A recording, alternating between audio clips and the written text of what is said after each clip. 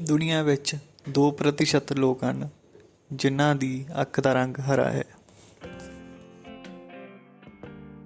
ਦੁਨੀਆ ਦਾ ਸਭ ਤੋਂ ਪਹਿਲਾ ਕੰਪਿਊਟਰ ਮਾਊਸ 1964 ਵਿੱਚ ਬਣਾਇਆ ਗਿਆ ਸੀ, ਜੋ ਲੱਕੜੀ ਦਾ ਬਣਾਇਆ ਹੋਇਆ ਸੀ। ਲੰਡਨ ਸ਼ਹਿਰ ਵਿੱਚ 86 ਅਰਬਪਤੀ ਰਹਿੰਦੇ ਨੇ, ਜੋ ਬਾਕੀ ਸ਼ਹਿਰਾਂ ਨਾਲੋਂ ਬਹੁਤ ਜ਼ਿਆਦਾ ਹੈ। ਤੇਂਦੂਆ ਰਾਤ ਦੇ ਸਮੇਂ ਵਿੱਚ ਵੀ ਪੂਰੀ ਚੰਗੀ ਤਰ੍ਹਾਂ ਦੇਖ ਸਕਦਾ ਹੈ। ਮਨੁੱਖ ਦੀ ਆਈਬਰੋ ਹਰ 2 ਮਹੀਨੇ ਵਿੱਚ ਬਦਲਦੀ ਰਹਿੰਦੀ ਹੈ। ਭਾਰਤ ਵਿੱਚ 100 ਲੋਕਾਂ ਵਿੱਚੋਂ 3 ਲੋਕ ਹੀ ਇਨਕਮ ਟੈਕਸ ਭਰਦੇ ਨੇ।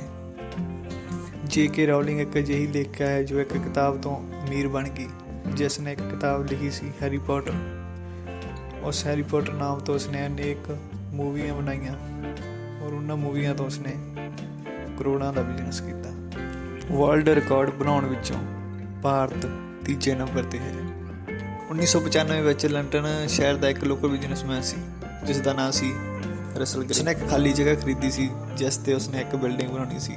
ਉਸਨੂੰ ਸਿਟੀ ਕਾਉਂਸਲਿੰਗ ਨੇ ਉਸ ਬਿਲਡਿੰਗ ਬਣਾਉਣ ਤੋਂ ਨਾ ਕਰਤਾ। ਉਹ ਇਸ ਗੱਲ ਤੋਂ ਇੰਨਾ ਨਾਰਾਜ਼ ਹੋਇਆ, ਉਸਨੇ ਇੱਕ ਹੋਰ ਪਰਮਿਸ਼ਨ ਮੰਗੀ ਜੋ ਸੀ ਟੈਂਕ। ਲੱਗਿਆ ਕੋਈ ਵਾਟਰ ਟੈਂਕ ਹੋਵੇਗਾ, ਬਲਕਿ ਉਸਨੇ ਰਸ਼ੀਆ ਤੋਂ ਮਿਲਟਰੀ ਦਾ T-30 ਟੈਂਕ ਖਰੀਦ ਕੇ ਆਪਣੀ ਪ੍ਰਾਪਰਟੀ 'ਤੇ ਖੜਾ ਕਰਤਾ, ਜਿਸ ਦਾ ਮੂੰਹ ਉਸਨੇ ਸਿਟੀ ਕਾਉਂਸਲਿੰਗ ਦੇ ਆਫਿਸ ਵੱਲ ਕੀਤਾ ਹੋਇਆ ਹੈ, ਜੋ ਅੱਜ ਵੀ ਉੱਥੇ ਦਾ ਉੱਥੇ ਹੀ ਖੜਾ ਹੈ।